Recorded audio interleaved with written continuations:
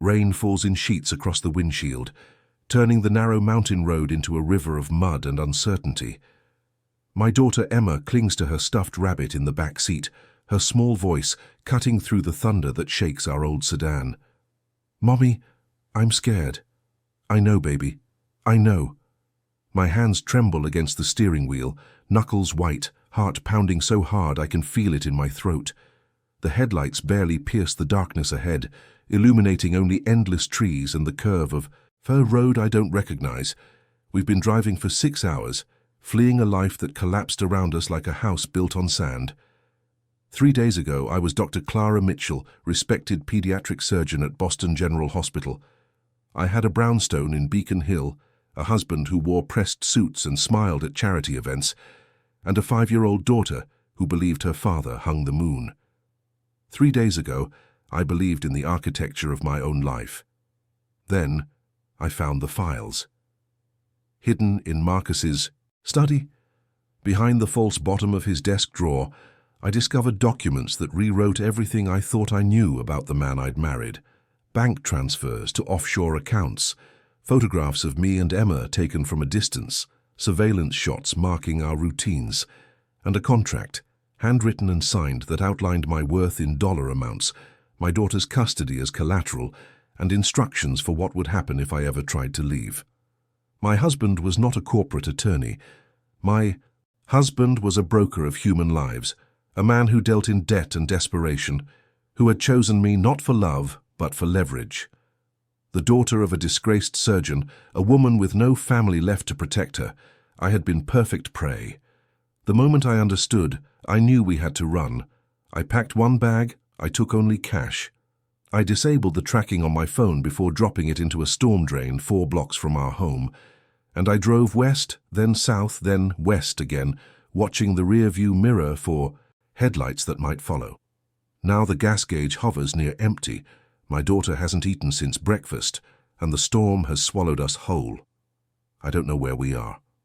The GPS lost signal 2 hours ago, and the road signs have become sparse, weathered markers pointing toward towns I've never heard of.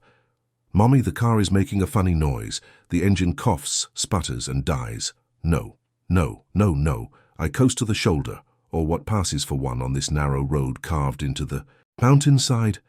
The sedan shudders to a stop, and silence rushes in, broken only by the percussion of rain against metal and glass.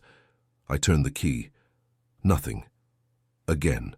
The engine groans but refuses to catch. "Mommy?" "It's okay, sweetheart. Mommy just needs to figure something out." But there's nothing to figure out. We're stranded on an unmarked road in the middle of a forest I can't name, in a storm that shows no sign of relenting. My medical training is useless here. My surgical precision means nothing. When the problem is a dead engine and a daughter who's starting to shiver despite the August heat. I pull out the paper map I bought at a gas station in Pennsylvania, spreading it across my lap. The flashlight app on my burner phone casts weak light across roads that don't match where we are. I trace my finger along what I think was our route, but the map shows nothing. No town, no house, no indication that anything exists in these mountains except trees and silence. Emma starts to cough, a wet sound that makes my chest tighten with professional concern. She had a cold last week, one that lingered longer than it should. The stress of our flight hasn't helped. I need to find shelter. I need to find help. I turn around in my seat, meeting my daughter's eyes in the darkness. She looks so small, so fragile, her blonde hair matted with sweat, her cheeks flushed in a way that might be fear or might be fever. "Emma, baby, I need you to be very brave for Mommy. Can you do that?" She nods, clutching her rabbit tighter. "We're going to walk for a little bit. We're going to find a house or a phone or someone who can help us. But I need you to hold my hand and not let go, no matter what. Okay?" "Okay, Mommy." I gather what I can carry, my medical bag, which I never travel without, the backpack with our few clothes and the remaining cash, 2 bottles of water and the granola bars we haven't touched. I wrap Emma in my raincoat, too large for her but better than nothing, and I open the door, into the storm. The rain hits like a wall of cold needles. Within seconds we're both soaked, My scrubs from the hospital, which I never changed out of in my panic to flee, plastered to my skin. Emma whimpers but doesn't cry. She holds my hand with both of hers, trusting me to lead her somewhere safe. I don't know if I can. We walk along the road, staying close to the tree line where the canopy provides minimal shelter. Lightning illuminates the forest in stark white flashes, revealing nothing but more trees, more darkness, more of this endless wilderness that seems determined to swallow us whole. I don't know how long we walk. Time loses meaning in the storm, measured only in steps and the increasingly labored sound of Emma's breathing. Her cough has worsened. I can hear the congestion settling into her chest, the way her small lungs struggle against the cold and wet. I'm a surgeon. I've held hearts in my hands. I've repaired impossible damage and watched children walk out of my hospital who arrived on the edge of death. But I cannot fix this. I cannot fix anything out here. Mommy, look. I follow her pointing finger, squinting through the rain. At first I see nothing. Then lightning flashes again, and I catch it. A gap in the trees, a driveway or path leading away from the road into the deeper forest. And at the end of that path, barely visible, the faint outline of a structure. A house. I almost sob with relief. I don't care who lives there. I don't care if they're strange or hostile or unwelcoming. I will beg if I have to. I will do whatever it takes to get my daughter out of this storm and into warmth. We turn down the path. It's longer than it looked, winding through ancient oaks, whose branches form a ceiling above us. The rain lessens here, filtered through the leaves, and I can finally see where we're going. The house takes shape gradually, emerging from the darkness like something that was always there, waiting. It's larger than I expected. 2 stories built from stone and dark wood that seems to absorb the lightning rather than reflect it. No lights in the windows. No car in the circular driveway that opens before the front steps. The garden that surrounds it has grown wild, untended, roses climbing the walls in tangles of thorns and dying blooms. It looks abandoned. It looks like a place someone built to disappear. I don't care. There might be shelter. There might be a phone. There might be something I can use to save us. I climb. The stone steps to the front door, Emma pressed against my leg. The door is massive, dark oak with iron fittings that look like they belong in another century. I raise my fist and knock. The sound echoes, swallowed by the storm. I wait. Nothing. I knock again, harder this time, desperation lending strength to my tired arm. Please, please, someone be here. And then I hear it, footsteps, heavy and deliberate, approaching from somewhere deep within. The sound of locks disengaging. 1, 2, 3. And the door swings open. The man who stands before me is not what I expected. I don't know what I expected. A hermit, perhaps. An elderly recluse. Someone weathered by solitude and indifferent to the world.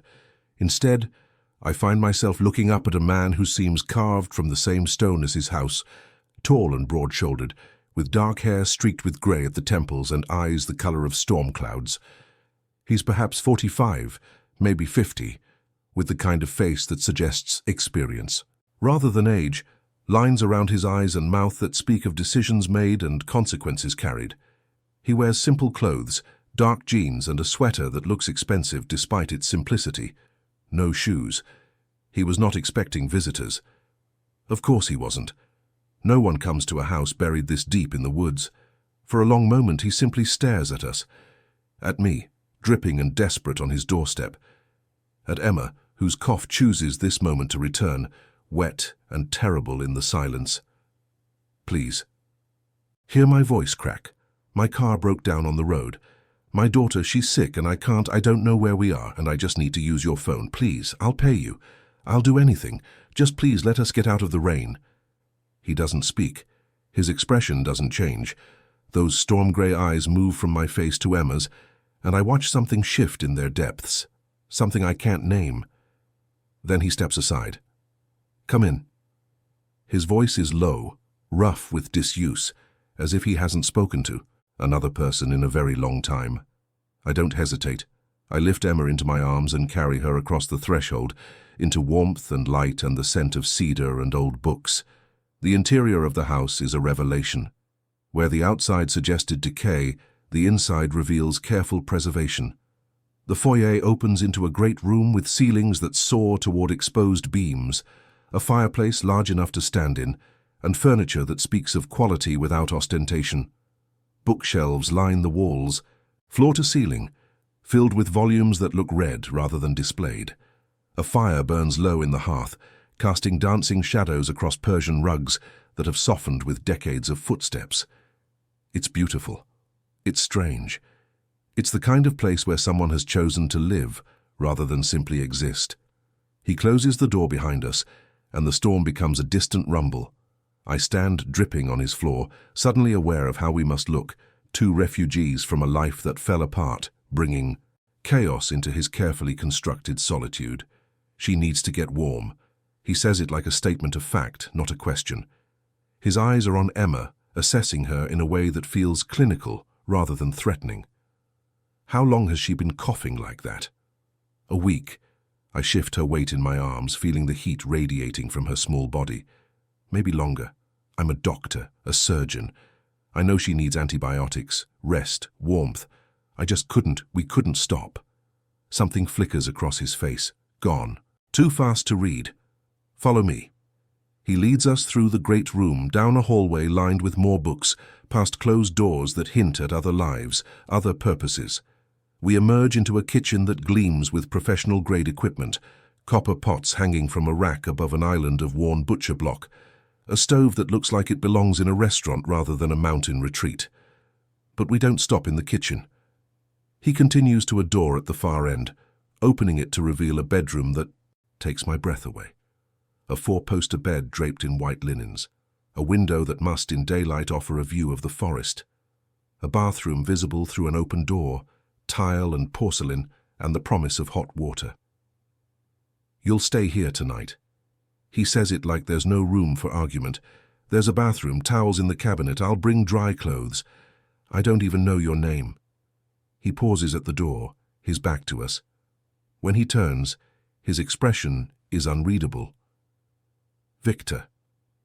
Victor Castellano. I'm Clara? And this is Emma, thank you. I don't know how to thank you. Get her warm, get her dry, we can talk in the morning. And then he's gone, the door closing softly behind him, leaving us in this unexpected sanctuary in the middle of nowhere. Emma looks up at me, her eyes wide but no longer frightened. He seems sad, Mommy. I don't know what to say to that. So I hold her tighter and carry her toward the bathroom, toward warmth, toward at least one night of safety in a world that has offered us so little. The hot water feels like resurrection. I bathe Emma first, washing away the road and the rain and the fear, wrapping her in towels that smell of lavender and something deeper, something masculine that must be his detergent, his soap, his life that we've stumbled into. A knock at the bedroom door brings a stack of clothes, left on the floor without a word. Soft flannel pajamas for Emma that are clearly expensive, a cashmere sweater and cotton pants for me that fit better than they should. I find medicine in my medical bag, antibiotics I always carry, and I give Emma the appropriate dose before tucking her into the enormous bed. She's asleep within minutes, her breathing still labored, but calmer now. Her small hand clutching her rabbit, even in dreams. I should sleep too, I know I should. My body aches with exhaustion, with the accumulated terror of 3 days of running. But something draws me out of the room, down the hallway, back toward the great room where the fire still burns. He's sitting in a leather chair near the hearth, a glass of amber liquid in his hand, staring at the flames with an intensity that suggests he's seeing something other than fire. He doesn't look up when I enter, but he knows I'm there. I can tell by the subtle shift in his posture, the way his shoulders tighten almost imperceptibly. I sit in the chair across from him, close enough to feel the warmth of the fire, far enough to not intrude on his space. For a long moment, neither of us speaks. Then, without looking at me, he says, "You're running from something. It's not a question. I don't insult him by pretending otherwise." Yes. Someone dangerous? Yes. Now he looks at me, those storm-grey eyes catching the firelight. Does he know where you are? I don't know, I hope not. I was careful, but I don't know. He nods slowly, as if this answer was expected. He takes a sip of his drink, and I watch his throat move as he swallows. He's a stranger. I know nothing about him except his name and that he lives alone in a house buried so deep in the woods that it doesn't appear on any map. But sitting here, in the warmth of his fire, I feel safer than I have in months, maybe years. Why do you live here? The question escapes before I can stop it. Alone, in the middle of nowhere. He's silent for so long I think he won't answer. Then, still looking at the fire, because I wanted to disappear. From what? From everything. I wait, but he doesn't elaborate. The fire crackles. The storm continues outside, a muffled reminder of the world we've temporarily escaped. I should warn you, I say finally, that if he finds us, if Marcus finds us, he won't care that you're not involved. He's not the kind of man who leaves witnesses. Something changes in his expression. A hardening around the eyes, a set to his jaw that speaks of a different kind of man than the solitary recluse I've been imagining. And what kind of man is your husband? I tell him. I don't know why, but I tell him. Everything. The files, the photographs, the contract that reduced me and Emma to assets to be managed. The way Marcus smiled at our wedding, at Emma's birth, at every dinner party and charity gala, while behind that smile he calculated our worth in dollars and leverage. I tell him about the night I found the files, how my hands shook so badly I could barely turn the pages, how I understood in that moment that I had never known the man I married, that I had built a life on a foundation of lies so complete I couldn't see where truth might have been. I tell him about packing the single bag, kissing my sleeping daughter's forehead, walking out the front door of my own home like a thief in the night, about the terror that has lived in my chest ever since, a constant companion that whispers, Marcus will find you. Marcus always finds what belongs to him. When I finish, the fire has burned low, and my throat is raw from speaking. Victor hasn't moved. He's still staring at the flames, but his grip on his glass has tightened, and the tendons in his hands stand out like ropes. He sounds, he says quietly, like a man who has confused ownership with love. Yes. I wipe my eyes, surprised to find them wet. Yes, that's exactly what he is. Silence again. But different this time, charged with something I can't name. Then, you can stay, as long as you need. I don't understand. You don't even know us. He turns to me then, and in his eyes I see something that makes my breath catch, not danger, not desire, but recognition. The recognition of one wounded creature seeing another. I know enough. And for the first time in days, weeks, months, the terror in my chest loosens its grip. Emma wakes twice in the night with coughing fits. Each time I'm there, holding her, administering steam and medicine and comfort. Each time when I finally settle her back to sleep, I catch a shadow in the hallway, a presence that retreats as soon as I look up. He's watching over us. This stranger, this man who chose to bury himself away from the world. I don't know what to make of it. I don't know what to make of any of this. But as dawn breaks through the rain clouds, painting the bedroom windows with pale gold light, I make a decision. Whatever this place is, whoever this man is, we're safe here. And for now, that's enough. Check if you're already subscribed to this channel. If you found us in the storm of countless videos, maybe that's no accident. Subscribe now so you don't miss what happens next, because this story is just beginning. Morning in the forest is a different world than night. I wake to silence so profound it takes a moment to remember where I am. No traffic, no sirens, no sound of Marcus's car in the driveway, of his footsteps on the stairs, of his voice asking where I've been, who I've spoken to, why I was 12 minutes later than expected coming home from the hospital. Just silence and birdsong, and the soft rhythm of my daughter's breathing beside me. Emma's fever broke. Sometime in the night. Her cheeks are still pink, but with healthy color now rather than illness. Her cough, when it comes, is looser, productive. The antibiotics are working. She's going to be fine. I lie still for a long moment, staring at the ceiling, letting the reality of our situation settle around me. We're in a stranger's house in the middle of nowhere. My car is dead on an unmarked road. My husband, a man I now understand to be capable of terrible things, may or may not be searching for us. And yet, for the first time in longer than I can remember, I feel something that might be hope. The bedroom door opens silently, and for a heartbeat, I tense. But it's only Victor, carrying a tray with what looks like breakfast. He pauses when he sees I'm awake, something flickering across his face before it settles back into careful neutrality. I didn't mean to wake you. You didn't. I sit up, pulling the blanket around my shoulders. What time is it? Nearly 10. You needed the sleep. He sets the tray on the dresser, and I see it holds fresh fruit, toast, butter, and jam in small ceramic dishes, 2 glasses of orange juice, and a pot of tea. The care taken with the presentation makes something ache in my chest. You didn't have to do this. I wanted to. He glances at Emma, still sleeping. How is she? Better. The fever's down. She'll need to rest for a few more days, but she's past the worst of it. Good. He starts to leave, and I hear myself say, wait. He stops, hand on the doorframe, not turning around. Last night, I say, you said you wanted to disappear. Can I ask from what? The silence stretches so long I think I've overstepped, then, still facing away from me, from myself. And he's gone, his footsteps quiet in the hallway, leaving me with more questions than answers, and the strange, irrational sense that I've just seen something true. Emma wakes hungry, which is the best sign of recovery I could hope for. I feed her fruit and toast, while she chatters about the big bed, and the soft pajamas, and the man with sad eyes who lives all alone in the forest. Why is he sad, Mommy? I don't know, baby. Some people carry sadness inside them for a long time. Maybe we can help him be happy. I smile, brushing hair from her face. Maybe we can.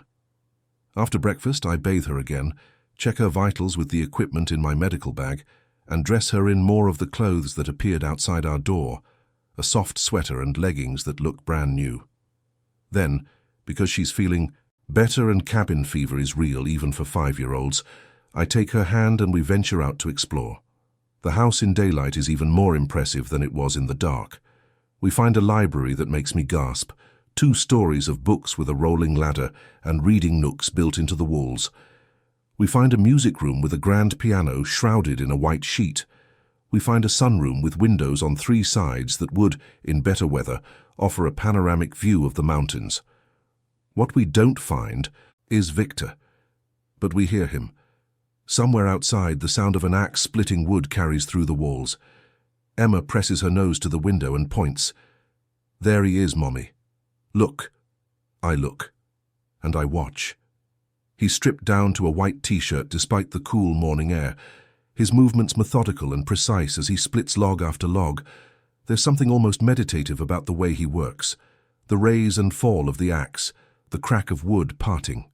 Sweat gleams on his forearms, his hair, grey, at the temples, falls across his forehead in a way that makes him look younger, more vulnerable. I watch longer than I should. It's only when Emma tugs my hand, asking if we can go outside, that I realize I've been standing there for nearly 10 minutes, barely breathing, studying a stranger with the intensity I usually reserve for surgical cases. What is wrong with me? I take Emma to the sunroom instead, settling her on a cushioned bench with a book of fairy tales I found in the library. She's absorbed within seconds, her recovery progressing as children's recoveries do, with remarkable speed when they feel safe and warm. I leave her reading and make my way to the kitchen. It's as impressive in daylight as it was in darkness, all professional-grade appliances and copper fixtures and evidence of actual use, spice racks organized alphabetically, knife blocks with Japanese steel blades, a herb garden growing on the windowsill. This is not a kitchen for show. This is a kitchen where someone cooks, seriously and often. I'm examining the herb garden when the back door opens and Victor enters, carrying an armload of firewood. He stops when he sees me, and we stand there for a moment, 2 strangers in a kitchen that suddenly feels too small. I was going to make lunch. He says it like an apology. If you're hungry, you cook. A faint smile, gone almost before I see it. I had to learn. Not many restaurants deliver to a house that doesn't exist on any map. He moves past me to the fireplace in the adjacent room, stacking wood with the same methodical precision I observed earlier. I follow, leaning against the doorframe. Can I ask you something?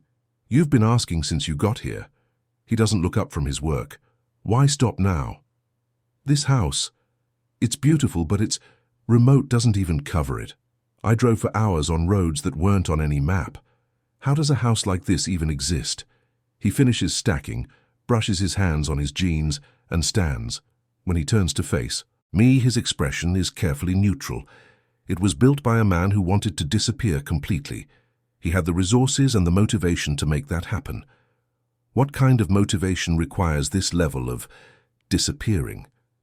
He's quiet for a moment, and I watch something move behind his eyes. Calculation, decision, the weighing of what to reveal. The kind, he says finally, that comes from spending 30 years building an empire on other people's pain. And then waking up one day to realize you've become the monster you were always running from. The words hang between us, heavy with meaning I don't fully understand. You were, I start, then stop. I don't know how to ask what I want to ask. He seems to understand anyway. He moves to the window, looking out at the forest, his back to me. I was many things. Criminal, boss, the kind of man your husband seems to be, but worse, much worse. He pauses, and I see his hands clench at his sides.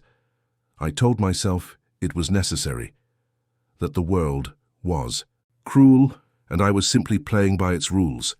That power was protection, and protection required power. I believed that for a very long time. What changed? Another long silence. Then, so quietly, I almost miss it. I hurt someone innocent, someone who trusted me. And when I saw what I'd become in her eyes, I couldn't be that person anymore. He turns back to me, and in his face I see something raw and unguarded. Not a dangerous man, but a broken one. A man trying to rebuild himself from the wreckage of his own choices. So I disappeared. I gave away most of what I had. I built this house with my own hands, every board, every nail.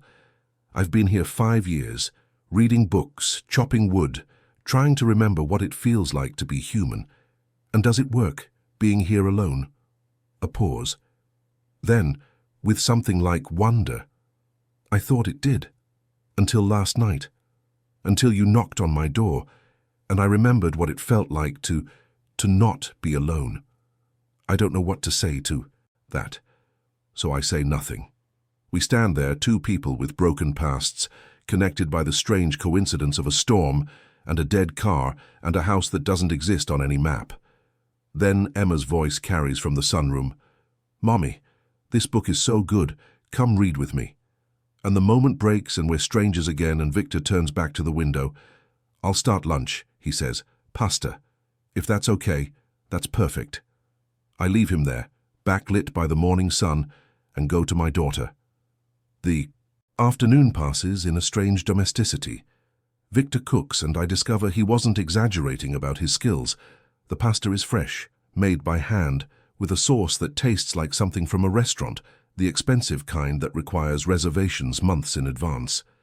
Emma declares it the best spaghetti she's ever eaten, and something in Victor's face softens at her words. After lunch, Emma naps, and Victor offers to show me the property. We walk through the forest, following paths that are clearly his creation, worn into the earth by years of solitary footsteps. He points out landmarks, the stream where he fishes, the clearing where deer gather at dawn, the ancient oak that was struck by lightning the first year he lived here and somehow survived. It's peaceful in a way I've never experienced. The only sounds are birdsong, the rustle of wind through leaves, the soft crunch of our footsteps on fallen needles. The tension I've carried in my shoulders for months begins to loosen. "You could stay," Victor says suddenly, "as long as you need until you figure out what to do next." I don't know what to say. Generosity from strangers makes me suspicious now, makes me look for the angle, the catch, the price that will inevitably come due. Why would you do that? For people you don't know. He stops walking, turns to face me. His expression is serious, intense. Because I've spent 5 years alone with my regrets. 5 years trying to atone for things that can't be undone. And then you appeared, you and your daughter, running from the kind of man I used to be. He takes a breath. Helping you feels like the first real thing I've done in years, the first thing that matters. I study his face, looking for deception, for manipulation, for any of the tells I learned to recognize in Marcus. I find nothing but honesty and something else, something that might be hope. I'll think about it, I say finally. It's a big decision. He nods, accepting this. Of course. We walk back in silence, but it's a comfortable silence now. Two people who've shared enough truth to be easy in each other's presence. That evening, after Emma has gone to bed, Victor and I sit by the fire again. He's poured wine this time, a rich red that tastes like cherries and smoke. Tell me about your life, I say. Before. He's quiet for a long moment. Then, staring into the flames. I was born in Brooklyn. My father was connected.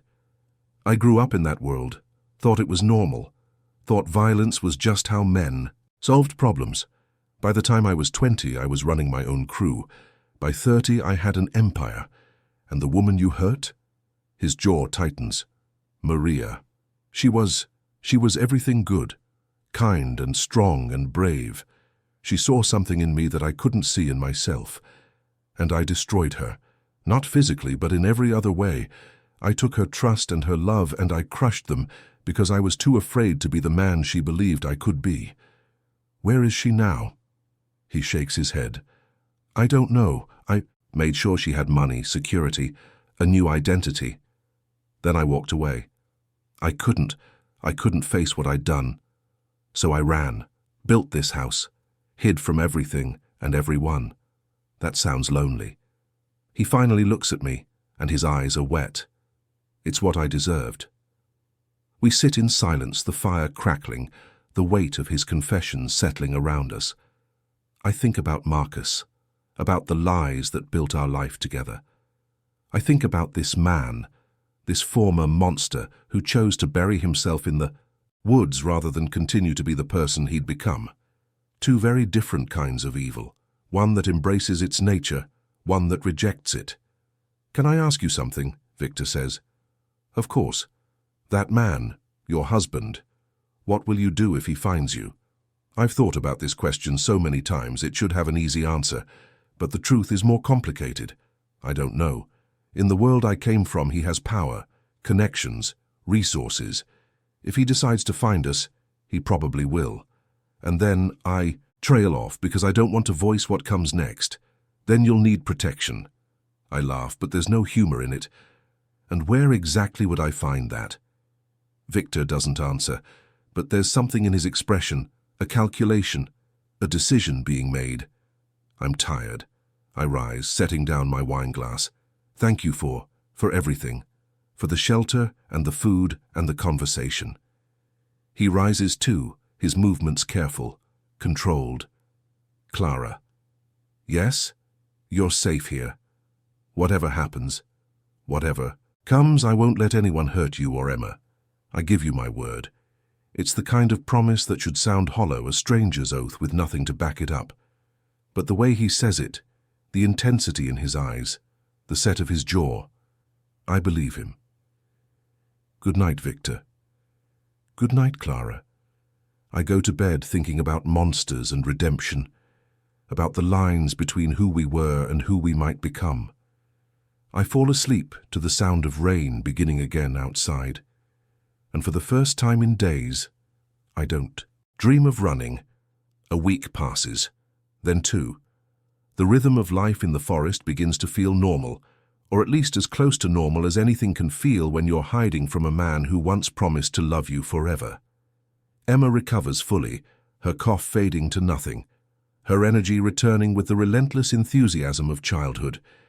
She explores the house and grounds with the fearlessness of a 5-year-old, collecting pine cones and interesting rocks, naming the squirrels that gather outside, the kitchen window dragging Victor away from his books to play games she invents on the spot. He's good with her, better than I expected. He treats her with a gentleness that seems almost painful, as if he's handling something precious and fragile, as if kindness itself is a skill he's relearning after years of disuse. I watch them together, and something in my chest aches with a feeling I can't name. My medical training doesn't disappear just because I'm hiding in the woods. I find ways to be useful, organizing Victor's first aid supplies, creating emergency protocols, teaching him basic wound care. When he cuts his hand on a loose nail in the barn, I stitch him up with the careful precision of 1,000 surgeries, and he watches my hands work with an expression of quiet wonder. "You're very good at this, I've had practice. I tie off the final stitch, clean the wound, apply a bandage. You'll have a scar, but the function will be fine." He looks at his hand, turning it over like he's seeing it for the first time. "Does it ever bother you? Cutting into people," I consider the question. "Not anymore. It used to when I was a resident. I remember my first surgery, a simple appendectomy. My hands shook so badly I thought the attending would throw me out of the OR. But over time you learn to see it differently. You're not causing pain, you're removing it. The incision is the path to healing." He's quiet for a moment.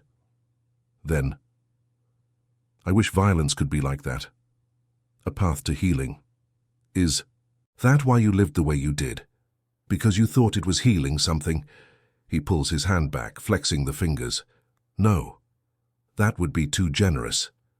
I lived that way because I was afraid of being weak, afraid of losing control. I told myself I was building something, protecting people, creating order, but really I was just running from everything I didn't want to face. And now I face it. Every day, every night. I sit with what I was and what I did, and I try to figure out how to be something different. Is it working?"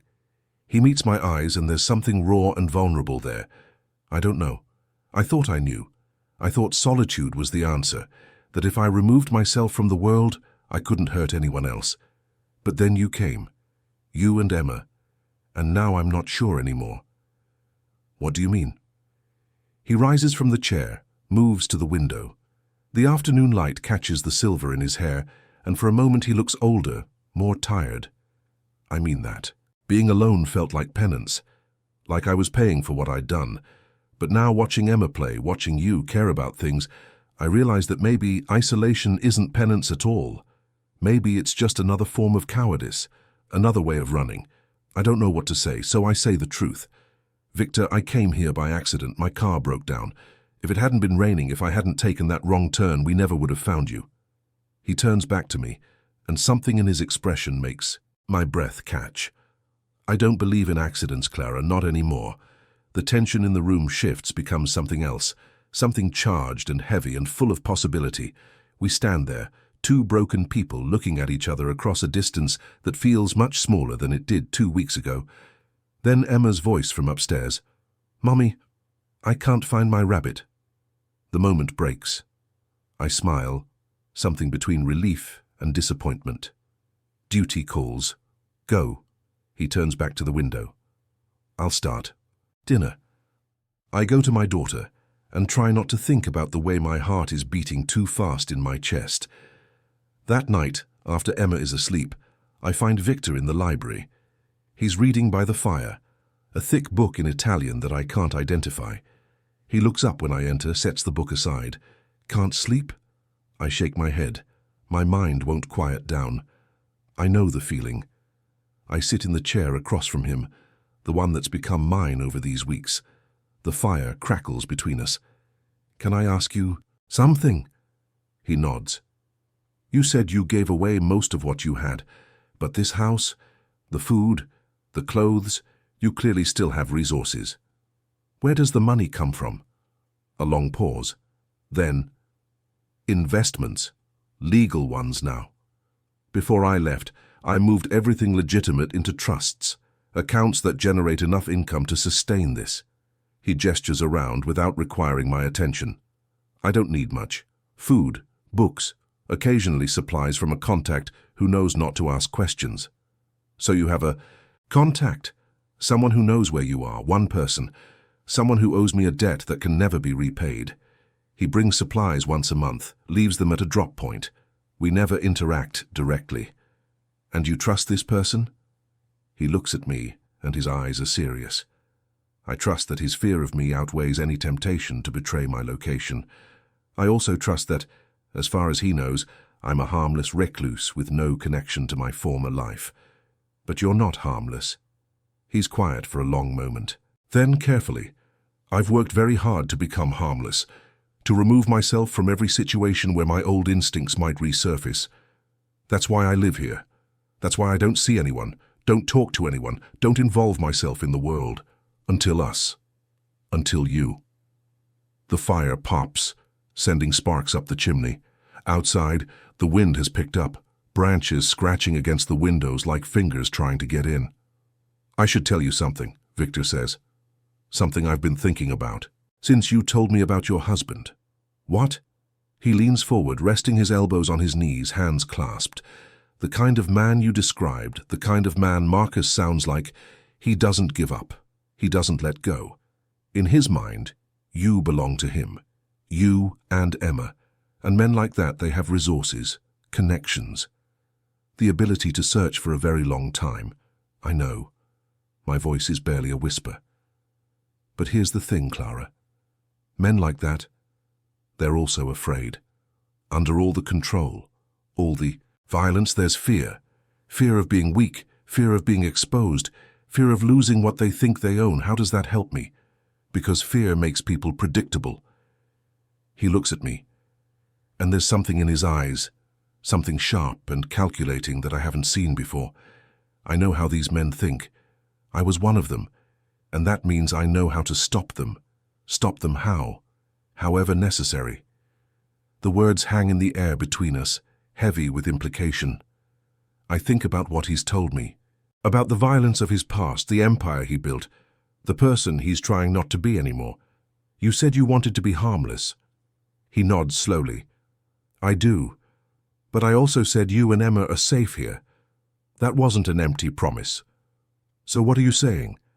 I'm saying that if your husband finds you, if he comes for you, I won't let him take you. I won't let him hurt you. Whatever it takes. Even if it means becoming what you were. He's quiet for a long moment. When he speaks, his voice is rough. Some things are worth compromising for. I don't know what to say, I don't know what to feel. This man, this stranger who took us in, who's been gentle and careful and wounded in ways I'm only beginning to understand, is offering to become a monster again for our protection. It should scare me. It should send me running. Instead, something in me settles. Something that's been clenched tight with fear for so long, it's forgotten how to relax. I hope it doesn't come to that. So do I. He leans back, in his chair. But if it does, I want you to know. You won't face it alone. The fire burns lower. The wind howls outside. And in the warm darkness of the library, something shifts between us. A barrier falling, a connection forming. Thank you, Victor. He doesn't answer. But his eyes meet mine across the firelight, and what I see there is not dangerous. What I see there is devotion, beginning to bloom. If you're still with us, still watching, take a moment to leave a comment below. Type. The woods hold more than secrets. Your words tell us you're here, that this story matters to you, that Emma and Clara's journey means something. Go ahead, leave that comment. We see you. We appreciate you. The first sign that something is wrong comes 3 weeks into our stay. I'm in the garden, attempting to help Victor with the autumn planting. Emma is napping in the sunroom, watched over by the sunlight streaming through the windows. It's a peaceful afternoon, the kind that makes it easy to forget. We're hiding. Then Victor's phone buzzes. He pulls it from his pocket, frowning. It's an old model, nothing like the smartphones I'm used to, and I've never seen him use it before. Victor. He holds up a hand, reading the screen. His expression doesn't change, but something in his posture shifts, tension running through him like electricity. We need to go inside. What's wrong? He doesn't answer, just takes my arm and guides me toward the house with an urgency that makes my stomach drop. Inside, he moves through the rooms with purpose, checking windows, pulling curtains, moving with the efficiency of someone who has planned for this moment. Victor, you're scaring me. What's happening? He stops, turns to face me. His eyes are hard now, the vulnerability I've grown accustomed to replaced by something sharper, more dangerous. Someone's been asking questions, in town, about a woman with a young daughter, traveling alone. My breath catches. That could be anyone. Blonde woman. Surgeon. Driving a silver sedan with Massachusetts plates. Marcus. The name comes out as barely a whisper. The fear I'd almost forgotten crashes back over me like a wave. He's found us. Victor crosses to me, takes my shoulders in his hands. His grip is firm but not painful. Listen to me. He hasn't found the house. Even if he knows you're in this area, the property doesn't exist on any official records. No deed, no address, no GPS coordinates. That's by design. But if he's asking questions, Victor shakes. His head. He'll keep looking. Men like him don't stop until they find what they're looking for. Then what do we do? Victor's jaw tightens. First, we prepare. Then, if necessary, we end this. End it how? However we have to. For the next few days, the house becomes a fortress. Victor shows me things I didn't know existed. A panic room hidden behind the bookshelf in the library, reinforced with steel and stocked with supplies for a month. Security cameras that feed to monitors in the basement. Motion sensors buried along the approach roads. You built all this? When I first came here, he's checking the cameras, adjusting angles. I hoped I'd never need it. But old habits, old fears, they don't disappear just because you want them to. You thought someone might come after you. I thought someone might come after whatever I had left, money, revenge. The things I took when I left my old life. He pauses. I never imagined it would be someone coming after something I'd found here. I watch him. Work. This man who has rebuilt himself so carefully, now preparing to defend us with skills he wished he'd never learned. I'm sorry, I say, for bringing this to your door. He stops what he's doing, turns to face me. Don't. This is not your fault. You're protecting your daughter. You're surviving. There's no shame in that. But you were at peace here. You were healing. He crosses to me, and for the first time, he reaches out and touches my face. Just a brush of fingers against my cheek, gentle as falling leaves. Maybe healing isn't about being alone. Maybe it's about having something worth protecting. My breath catches. We're standing so close, I can feel the warmth of him, smell cedar and wood smoke, see the storm grey of his eyes up close. Victor. Clara. Neither of us moves. The moment stretches, elastic with possibility.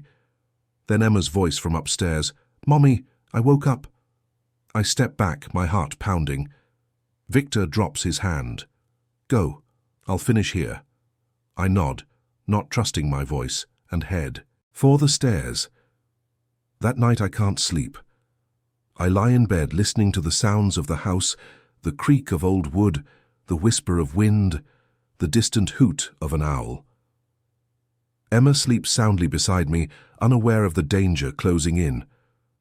I keep thinking about Victor's face when he touched me, the look in his eyes, like I was something precious, something worth fighting for.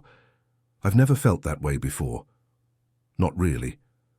With Marcus, I was always a prize to be won, a possession to be displayed. He loved. The idea of me, the successful surgeon wife, the beautiful blonde daughter. But he never loved me. The actual person I am beneath all the surface things. Victor sees me, the real me, frightened and strong, running and fighting, trying so hard to protect my daughter while my own heart breaks over and over.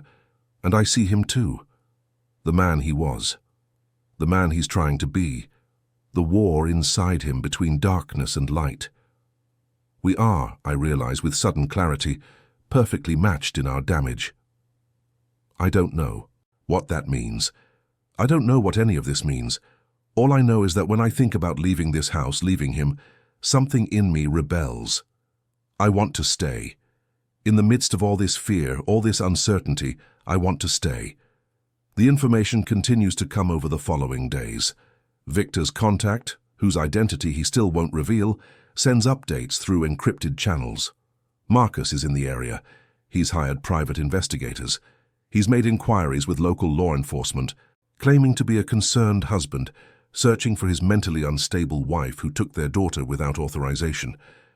Mentally unstable. The irony almost makes me laugh. He's painting me as the villain in a story where he's the monster. He's trying to establish legal cover, Victor explains. If he finds you, he wants to be able to claim he was acting in the child's best interest. That's insane. I'm her mother. I'm a surgeon. I'm completely competent. I know. But he's not playing fair. He's playing to win, so what do we do? Victor is quiet for a long moment, then, I have an idea, but you're not going to like it. Tell me. He takes a breath. We could make you disappear. Really disappear. New identities, new documents, new lives. I have contacts who can make it happen. You and Emma could become someone else entirely, someone Marcus could never find. My heart sinks. That sounds like giving up everything. It's not giving up, it's surviving. You'd be free of him forever. But I search for words, I'd be running for the rest of my life, always looking over my shoulder, never able to be myself again. Victor nods slowly. That's the trade-off. I think about it. I really do. The appeal of simply vanishing, of becoming someone new in a place where Marcus could never reach us. It's tempting. But then I think about Emma, about the life she deserves, one where she can be herself, use her real name, have a history and a future that belong to her. I think about surrendering, my career, my identity, everything I've worked for, to a man who doesn't deserve that power over me. No, I say it firmly. There has to be another way. Victor's expression is unreadable. There might be, but it's more dangerous. Tell me. He's quiet for a long moment. Then, we could stop running. We could turn the tables. Make him the one who's afraid. How? By making sure that if he comes after you, he loses everything. His reputation, his freedom, his power. You mean expose him? I mean document. Everything. The files you found, the evidence of what he really is. Get it into the right hands, people who can use it against him. Make it clear that if anything happens to you or Emma, everything comes out. That sounds complicated. It is. But it's also the only way you get your life back. The real one. Not a copy. I look at this man, this former monster who's offering to help me fight my own monster, and I realize that somewhere along the way, without either of us planning it, we've become partners. You'd help me do this? Yes. Even though it's dangerous? Even though it might bring your past back into the light? He meets my eyes, and what I see there takes my breath away. I'd burn down everything I've built here if it meant you and Emma were safe. Why? Because he pauses, swallows hard. Because in 3 weeks, you've given me something I thought I'd never have again. A reason to be more than just a ghost waiting to disappear completely. Victor. I'm falling for you, Clara. He says it, like a confession, like a weight he's been carrying too long. I tried not to. I told myself it was impossible, that I didn't deserve it, that you'd never want someone like me. But watching you with Emma, seeing how strong you are, how brave, I can't pretend anymore. I should be careful. I should protect myself. I should remember that I trusted Marcus once, and look where that led. But Victor is nothing like Marcus. I know that now, deep in my bones. Victor chose to walk away from power, from violence, from the person he didn't want to be. Marcus embraces his darkness. One man ran from his demons, the other feeds them. I cross the space between us and take his face in my hands. His skin is warm, his jaw rough with stubble, his eyes searching mine for permission. I'm falling too, I whisper. God help me, but I am. And then, his mouth is on mine, and for one perfect moment, there's no fear, no running, no past or future. Just this, just us, just the impossible miracle of two broken people finding each other in the storm. Love in a war zone is different from ordinary love. It's sharper, more urgent, colored by the knowledge that everything could change in an instant, that safety is an illusion we choose to believe in because the alternative is unbearable. Victor and I don't discuss what's happening between us. We don't need to. It's there in every glance, every accidental touch, every moment when our eyes meet across the room and something electric passes between us. Emma notices, of course, children always do. "Mommy," she says one morning, "do you love Victor?" I pause, the question catching me off guard. "What makes you ask that, baby?" "Because you smile when he's around, and he smiles when you're around, and smiling together means loving, right?" I gather her in my arms, pressing my face into her hair to hide my expression. "It's complicated, sweetheart. Grown-ups always say that." She pulls back to look at me. "But I like Victor. He's nice. He made me a birdhouse. He made you a birdhouse?" She nods enthusiastically. "Yesterday, we're going to paint it today. He said I could choose any color." I find Victor in the workshop behind the house, sanding what appears to be another birdhouse. He looks up when I enter, and his face does that thing it does now when he sees me, softening, opening, becoming the face of a man instead of a fortress. "Emma told me about the birdhouse." He smiles, actually smiles, a rare expression that transforms his features. "She wanted to make something for the birds. Said they needed homes too. That's very sweet. She's a remarkable child." He sets down the sandpaper. "You've done an incredible job with her. I've just tried to keep her safe, keep her happy. That's everything." We stand there, the sawdust dancing in the light from the workshop window, and I feel something settle in my chest. This is what home could feel like. Not a place, a person, a connection.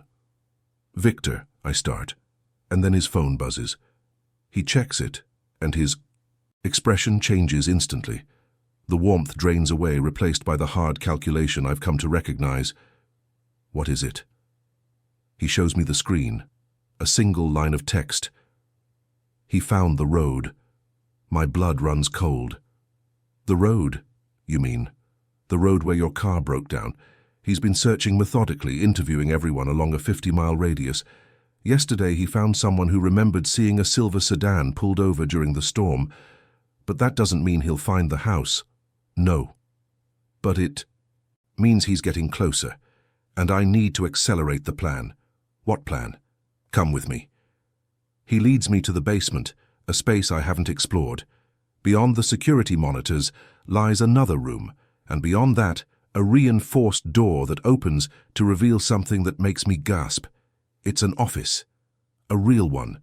Computers, communication equipment, filing cabinets, all the infrastructure of a professional operation. On the walls, photographs and documents, maps and timelines. And in the center of it all, Marcus's face. "What is this?" Victor moves to one of the computers. "When you told me about your husband, I started researching, using contacts I haven't touched in years, calling in favors I swore I'd never collect." He pulls up files, documents, photographs. My eyes struggle to process what I'm seeing. "Marcus isn't just what you think he is," Victor continues. "He's not just a broker of human lives. He's connected to networks that span 3 continents.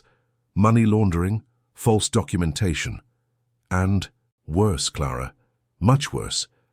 I stare at the photographs, the evidence of things I don't want to understand. "Why didn't you tell me?" "Because I wasn't sure how you'd react, and because I wanted to protect you from knowing the full scope of what you escaped." I sink into a chair, my mind reeling. I knew Marcus was bad. I didn't know he was this. "The good news," Victor says, "is that men like this have enemies. Powerful enemies. People who would pay a great deal for the kind of information I've been gathering. You're going to use it against him. I'm going to make sure that if he comes anywhere near you or Emma, his entire empire collapses. Every contact, every record, every dirty secret, all of it goes to the people who will destroy him. And what if he comes before you're ready?" Victor's expression hardens. "Then I deal with him the old-fashioned way." "Victor, no." I rise, cross to him. "I don't want you to become what you were. Not for me." He takes my hands, his grip fierce. "Clara, listen to me. I spent 5 years trying to disappear, trying to be nothing, trying to atone for my sins through isolation. And you know what I learned?" "What?" "That isolation isn't redemption. It's just another form of cowardice. Real redemption means doing something that matters, protecting something worth protecting." His eyes burn into mine. You and Emma are worth protecting. You're worth everything. I want to argue. I want to tell him there must be another way. But looking into his eyes, I see something. I recognize a man who has finally found a purpose worth living for, and maybe dying for. Promise me, I whisper. Promise me you won't throw your life away. He doesn't answer immediately. Then, slowly, I promise I'll do whatever it takes to give you and Emma a future, even if that future doesn't include me. Victor, it's the best I can offer. Then it will have to be enough. He pulls me into his arms, and I let him hold me, let myself feel the strength and warmth of him. In his embrace, the fear recedes. Not gone, never gone, but manageable. We stay there for a long time, two people braced against a coming storm. The next few days pass in a blur of preparation. Victor teaches me to use the panic room, the communication equipment, the emergency protocols. He shows me the escape routes, hidden paths through the forest that lead to safe houses miles away. If anything happens to me, he says, you take Emma and you run. Don't look back. Don't try to help. Just run. I won't leave you. His eyes are fierce. Promise me, Clara. I hesitate. And then, because I understand that some promises are not about what we want, but about what we must, I promise. He nods, satisfied. The waiting is the worst part. We know Marcus is out there, searching. We know he's getting closer. But we don't know when or how he'll strike. Emma senses the tension, though we try to hide it. She becomes clingy, wanting to be near me at all times, asking questions I can't answer. Mummy, why is Victor so serious now? He's just thinking about something, baby.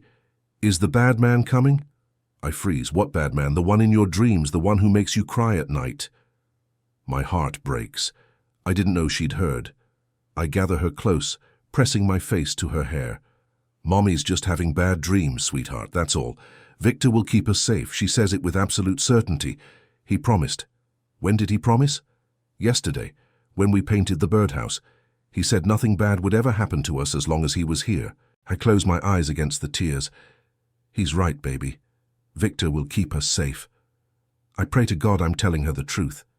The night Marcus comes, it's snowing. The first snow of October, early and unexpected, transforming the forest into a white cathedral of silence. Emma watches the flakes fall with wonder, pressing her nose to the glass, her breath fogging the window. Mommy, can we make snow angels tomorrow? Maybe, baby. If there's enough snow. Victor is in the basement, monitoring something on his equipment. He's been there for hours, tracking movements I don't want to know about, preparing for possibilities I can't face. I'm putting Emma to bed when I hear it, the soft chime of the motion sensors. My blood turns to ice. Emma. I keep my voice calm. I need you to do exactly what Victor taught you. Remember the game? Her eyes go wide, but she nods. She's been so brave. So brave. Good girl. I take her hand and lead her to the bookshelf in the library. Go to the safe room. Lock the door. Don't open it for anyone except me or Victor. Do you understand? She nods again, tears pooling in her eyes. I love you, baby. I kiss her forehead. Everything's going to be okay.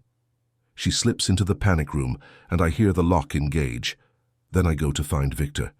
He's already moving when I reach the basement, checking weapons I didn't know existed, his face a mask of controlled fury. How many? 3 vehicles, 6, maybe 8 men. He glances at me. Where's Emma? Safe room. Good. He hands me something, a phone.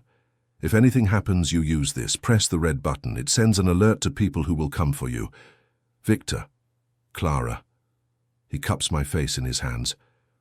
Whatever happens tonight, I need you to know something. What?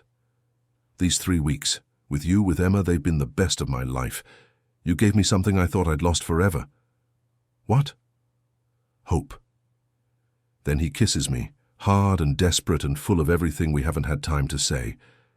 And when he pulls back, his eyes are steel. Stay here, no matter what you hear. He disappears into the darkness, and I'm left alone with the weight of everything that might be about to end. The next hour is the longest of my life. I hear sounds, distant at first, then closer. Voices, movement. The crack of something that might be a door, might be something worse. I press my hand to my mouth to keep from screaming, every instinct demanding that I run, that I find Emma, that I get as far from this place as possible. But I promised, Victor. I promised. So I wait, and wait. And finally, when the silence becomes unbearable, Victor appears in the doorway. He's injured. I can see it in the way he moves, the dark stains spreading across his shoulder. But he's alive. He's alive. Victor. I run to him, my hands immediately assessing the damage. Your shoulder. What happened? You need to sit down. It's over. His voice is rough. He's gone. Gone? What do you mean, gone? I mean, I gave him a choice. Victor leans against me, letting me help. Him to a chair. Walk away, disappear, leave you and Emma alone forever, or face consequences he couldn't survive. And he walked away, just like that, not just like that. Victor winces as I examine the wound. There was negotiation. He understood that the information I have would destroy him, his organization, everything he's built. He understood that even if he succeeded tonight, he would lose everything. So he chose his empire over his revenge. He chose survival, like all men like him do in the end. I clean the wound, which turns out to be a deep graze rather than a serious injury. My hands shake, but my training holds. I focus on the immediate task, on sutures and bandages, on the mechanics of healing. When it's done, Victor catches my hand. Clara. Yes, it's really over. I look at him, this man who was once a monster, who chose to become something different, who risked everything to protect a woman and child he barely knew. How can you be sure? He smiles, tired and triumphant, because I still have the files, because his enemies now know I have them, because if anything happens to you or Emma ever, his whole world burns. You built a wall around us, made of information instead of stone. The best walls are the ones people are too afraid to climb. I lean forward, resting my forehead against his. Thank you, don't thank me yet. He pulls back to look at me. There's something else. What? I sent copies of everything to federal authorities. Anonymous, untraceable. Marcus won't be coming back because within a week he won't be free to go anywhere. You turned him in. I turned in enough to ensure he spends a very long time answering questions. The kind of questions that make men like him turn on each other. I stare at him, trying to process what he's done. The magnitude of it, the risk. You could have used that leverage forever, kept it as insurance. I don't want to spend the rest of my life holding on to his secrets. He meets my eyes. I want to spend it building. Something with you. The words hang between us, heavy with promise. Is that, I swallow, is that a proposal? It's a question. He takes my hand. I know I don't deserve you. I know my past is complicated. But if you'd let me, I'd spend every day of whatever time I have left trying to be the man you deserve. The father Emma deserves. Tears are streaming down my face now, and I don't care. Yes, yes, yes to all of it. The question, the future, everything. And then he's kissing me again. Softer this time, full of tenderness and relief, and the beginning of something beautiful. When I finally bring Emma out of the safe room, she takes one look at Victor's bandaged shoulder and bursts into tears. He drops to his knees, ignoring the pain, and opens his arms. Hey, little one, it's okay, I'm okay, we're all okay now. She throws herself at him, and he holds her like she's the most precious thing in the world. Because to him, she is. I watch them, my daughter and the man who saved us, and I feel something I thought I'd never feel again. Home. 1 year later. The snow falls gently on the forest, but today it doesn't feel like a threat. It feels like a blessing. I stand at the window of the house that has become our home, watching Emma build a snowman in the clearing below. She's taller now, her blonde hair longer, her laugh loud and unafraid. Victor is helping her, rolling a massive ball of snow for the base, pretending it's heavier than it is so she can feel strong when she helps push. My husband. The word still feels strange on my tongue, still makes me smile. We married in the spring in the garden Victor rebuilt after the night Marcus came. Just the three of us and the minister who drove 2 hours on unmarked roads to officiate. I wore white. Emma threw flower petals. Victor cried. I work at the county hospital now, 2 towns over. It's smaller than Boston General, less prestigious, but the work matters more somehow. These are people who need me, rural families without access to specialists, children who would otherwise never see a pediatric surgeon. I drive the winding mountain roads 3 days a week, and every day I come home to my family. Victor has changed, or perhaps simply become more fully the man he was always trying to be. The darkness is still there, I know. It will always be there.